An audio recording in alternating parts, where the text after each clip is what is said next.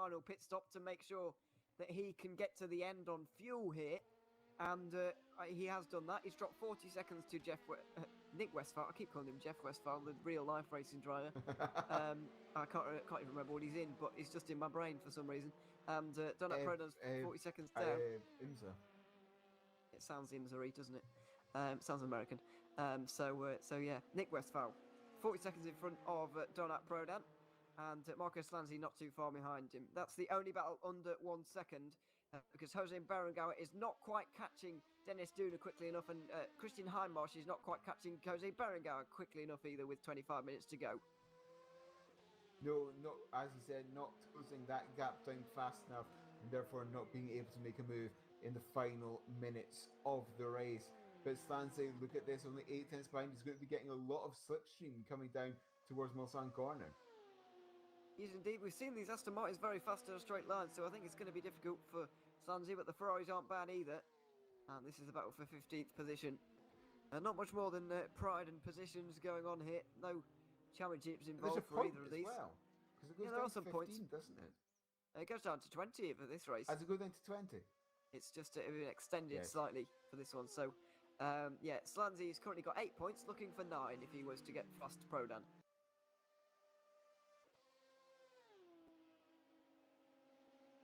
But yes, looking at this drive game seat racing car, not close enough to make a move up into Indianapolis this time round.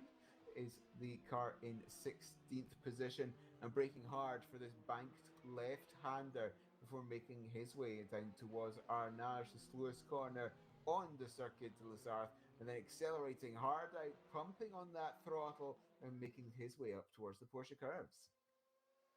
6 tenths of a second, Slanzi continues to close down on the Volante car in front. Let's not forget Volante are running in second place at the end of the 3rd hour in this race, doing a triple stint tyre strategy on the medium tyres. It really paid off for them very well, but they've had a number of issues since then, and they're now 5 laps down on the leaders, rather than just 30 seconds or so away, which is where they were after 3 hours. So, yeah, it's been a race of 2 halves for them, certainly, but looking to hold on to 15th. Donat Prodan, let's not forget, has got a steering wheel that's trying to drag him 20 degrees to one direction rather than straight forwards. So, yeah, that's not going to be increasing his pace, and it might be contributing to his demise at the moment, and maybe in the end is him losing out in this battle to Marco Slanzi. We'll wait and see, but coming up towards turn 1 and the Dunlop chicanes right now, Slanzi is certainly a bit closer than where he was when we joined this battle, and maybe into the first Mulsanne chicane there will be an attack of some description. Yeah, going down towards the first Mulsanne chicane, looks like may well be Slanzi's next main opportunity. Coming through the Tech Rouge is now the left and the right, coming up the hill, then cresting across the top over that right underneath the banner, and then going over another crest as you enter Tech Rouge itself, and then diving down towards the Mulsanne straight. He's 6 tenths of a second behind. It looks like he had a little bit of a better exit through Tech Rouge anyway. It did look like it. He's in the slipstream right now and trying to get through. He closes 3 tenths, and now Prodan starts to weave on the straight to break the slipstream and also defend as well into the first chicane. He pulls to the left-hand side, does Slanzi, going around the outside for the first part of the chicane to give himself the inside line for the second part, but that isn't even required because he's able to get through even before the braking zone, and Prodan tucks in behind. Now, Prodan will be looking for the immediate counter-attack on Slanzi to try and get that position back straight away. And you can see closing. And again, it's now the turn of Slanzi to go from the left to the right-hand side of the circuit, and for Prodan to follow him. Now, Prodan's going to go to the left-hand side, or is he going to go all the way around the outside? It's a good question. Or is he just staying behind? He's just staying behind, so perhaps he's going to make his move down into Mulsanne corner. He might wait for Mulsanne, he might wait for Indianapolis. It's not a bad exit there at all from Slanzi, a very good one in fact. And that's going to put the pressure onto Prodan to make this move. On board with him again, weaving around for the Ferrari. He goes defensive into Mulsanne corner.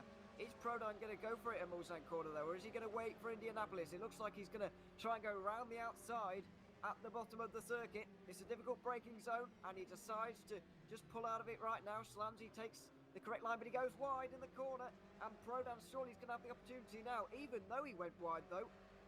It looks like Slanzi had a very, very good exit, and Prodan is going to do well to get up the inside of him here into Indianapolis. Prodan in the big wiggle when putting on the power. But look at this, look at the strength of the slipstream. He's going to move to the left or the right. He's moving to the left, he's moving to the outside. He go all the way around to the outside at Indianapolis. 20 minutes to go, and indeed he does. He gets that 15th position back.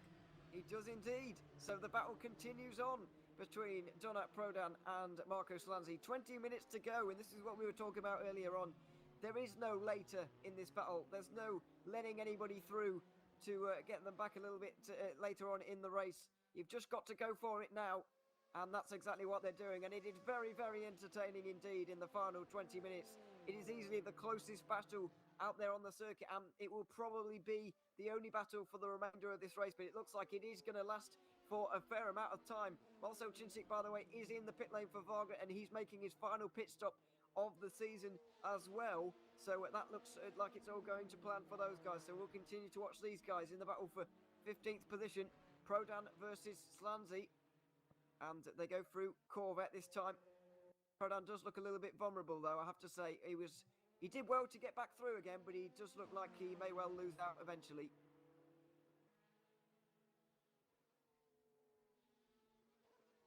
Yes, it's still having a look is Slanzi.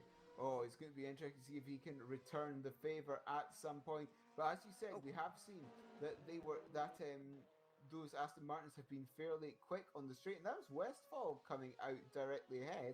And just having a look at the live timing. Sorry, Slanzi's down the inside at turn 1. The surprise manoeuvre, but he's gone for it at the Dunlop chicane. Around the outside, there's a bit of contact. Prodan holds on. He has to go across the corner. Does Slanzi realise he's going to get a cut track for that, so he doesn't do it. Prodan slows down. I guess maybe feels a bit guilty about that one, but that was an unorthodox move. You don't see that very often, and that might be why. Yeah, it was a big touch between the two of them coming up into the Dunlop chicane. But yes, we saw, just before we saw that move, we saw a quick shot of Nick's Westphal. And Westphal's about 7-8 seconds up the road. And he's actually fighting for position with these two. He is indeed. I wasn't expecting Westphal to make another pit stop, but clearly he had to. And it looks like he may well have secured 14th place. He was able to go a little bit longer. His final pit stop, a little bit shorter. And that might just seal him 14th position unless these two can really get their act together and close down together. Bit of a lock up from Prodan. He goes very hot into the first chicane, but holds on well. Out of the first chicane they go. And there's going to be more slipstream for Slanzi. Now Prodan starts to weave a little bit, breaking that slipstream. And he may well be defending into the second Mulsanne chicane as well. We'll wait and see if there's going to be a move. Is Slanzi going to wait? Is he going to do what Prodan did and go for it at Indianapolis, or is he going to go now? He looks like he's going now down the inside at the second chicane. He's just halfway alongside. He brakes, and he's now fully ahead. So Slanzi back in front again, but Prodan surely is just going to slipstream straight past him again, either into Mulsanne or Indianapolis. Yeah, Mulsanne or Indianapolis is going to be the best opportunity for Prodan. And we saw Prodan make a move into Indianapolis.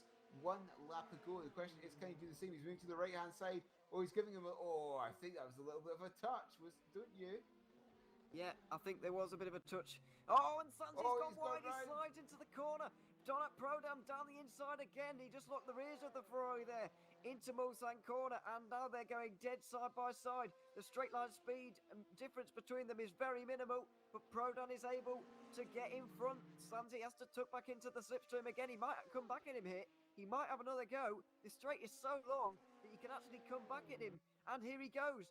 Where's he going to go? Inside line into Indianapolis for the right-hander. Prodan's going to have the outside line for the first bit, but the inside line for the bank bit, they make contact. Into the corner, a bit more contact again. Prodan on the inside line. He pushes out the Ferrari onto the gravel. It's still side by side going into Arnaud's. Slanzi sends it, and there's more contact between the two of them. Slanzi still alongside. Prodan will not let go. This is unbelievable. They've been side by side for ages. They're still side by side coming up towards the Porsche curves. Oh, so close to the Ferrari and the Aston Martin. Is there? I think the overlap has been completed. No, there is still an overlap. And it's going to be Slanzi, the inside line for the Porsche cars. They're going to be side by side coming up the hill. The Slanzi comes out of the throttle. Goodness me. And it's not over yet. Slanzi is very, very close, very much still to Prodan. This is very, very exciting stuff indeed. 15th position. It may be, for 15th, it may be a long way down the order, but that doesn't mean it's not going to be exciting. This is fantastic racing between the two of them. So here comes Slanzi, 4 chicanes. No, he definitely had a look. He just showed his nose a little bit just before breaking zone for the 4 chicanes, but for the fast and then the slow chicane, then accelerating out. 15 minutes to go here at Le Mans, which is maybe only about 5 laps. Yeah, it could well be. I'm going to have to check where the leaders are for you and check if they're going to make a splash and dash here, because they may need it. They're at Mulsanne corner at the moment. Jordi Zwares at Mulsanne corner. I believe there's 4 laps to go for him at the end of this lap. And so there are 5 laps to go for these two at the end of the lap they've just completed there. 7 tenths to a second. A good first couple of corners there from Prodan. He's able to just get up in front ever so slightly. Slanzi falls back for the moment. But nothing doing really. 7 tenths to a second is not insurmountable as we go up to LMP2, because there is a battle for 8th going on as well. Rasmus Andreasen has been catching Lucas Leiston in the Ground Effect Sim Racing car for lap after lap, and now he's trying to go for 8th. Going to be going for that 8th position, as you said. Moving out to that right-hand side is the Rasmus Andreasen, and making that move. Does he? Yes, he's managed to make the complete overlap. Well, no, because the Ground Effect car is coming back. No, the Barca Esport Hungary.tk car manages to hold on to 8th place for now. Now having a look at Marcus Slanzi, back to this wonderful GT battle. Half a second separating the two of them, and no love lost here. Yeah, absolutely. Really, really physical battle between the two of them. It did get a little bit leany on each other going into Arnage, if that's really a word. But yeah, we're about to see another chapter in this story. Are we? Not quite. Into the second chicane. Slanzi a little bit more reserved this time. Normally what we've seen from him is just slinging it down the inside at any opportunity that he's got, but this lap seems a little bit more reserved. Follow Prodan through the second chicane, and maybe he's decided that Indianapolis is his best chance, because otherwise he's just going to get overtaken there again. Yeah, Indianapolis may well be the best chance, as you said. Look, this gap is closing, coming down towards Mulsanne. Oh, he's gone for it though. Oh, I thought he broke incredibly late and was trying to make a move up the inside of Mulsanne, a massive lunge. But no, he didn't. He's still in 16th place. He's going to have a massive slipstream advantage coming up towards the run up to Indianapolis. He is indeed. They're going to be side by side once again, and this is exactly what happened last time. Prodan took it to the middle of the road. He took the outside line, last time for the right-hander. This time it's the inside. They make contact on the straight going towards the kick before Indianapolis. Here we go into the corner. It's roles reverse this time. Prodan, big slide. He saved it somehow. Fantastic save. He's going to try and get a cut back through Indianapolis and maybe dive it into Arnage, is he? Or is he going to stay behind just for the moment? He does stay behind. He can't leave this too much longer because Slanzi's got some more pace than him. He's got to go now if he wants to retain this position, and Slanzi knows it because he's weaving around and trying to defend all at the moment, going up towards the Porsche curves. Is there going to be a dive from Prodan here? Although it's not really a diveable corner. You don't really make dives here, although Prodan might be about to make one. No, he doesn't.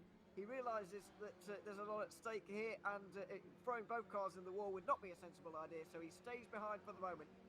And while you were there, the Zancho 87 car, the car in second place in GTEs, had a moment at Corvette corner. I saw the yellow flag pop up, and I saw him be quite stationary at the exit of Corvette.